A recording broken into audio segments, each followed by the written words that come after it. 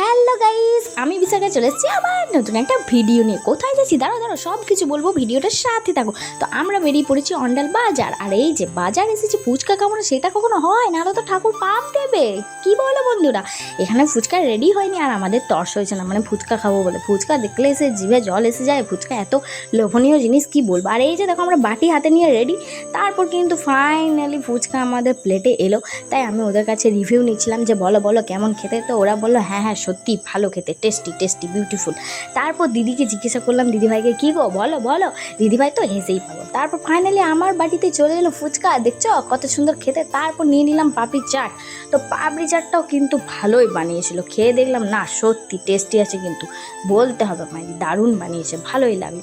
আসলে আমরা বাজার যাই তো মানে শুধুমাত্র খাবার জন্য, মানে শুধু খেতেই যাই, কী খাবো না খাবো বাজার গেলে এটাই হয়। আর আমি গিয়েছিলাম আমার দিদিভাইয়ের বাবার বাড়ি অন্ডাল। তো সেখানেই দিদিভাই আমাকে একটু বাজার ঘোরাতে নিয়ে গেছিলো সন্ধেবেলায়। তাই কিন্তু আমরা রেডি সেডি হয়ে চারজন মিলে বাজার ঘুরতে বেরিয়ে পড়েছি। ওখানেই গেছি, আর কি খাবো না খাবো এগুলোই ভাবছি, আর কি খাওয়া যায়। বাজার ঘুরতে গেছি তো এটাই তো আমাদের মেন উদ্দেশ্য, মানে হচ্ছে খাওয়া। তারপর খেয়ে কিন্তু ওখান থেকে আবার চলে গেলাম একটা কসমেটিক সেন্টারে, ওই ওদের কী সব কেনাকাটি ছিল তাই জন্য কিন্তু এখানে চলে গেলো।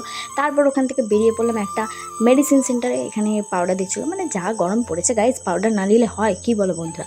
তারপর ওখানে পাউডার সাউডার নিয়ে তারপর আবার খেতে চলে গেলাম।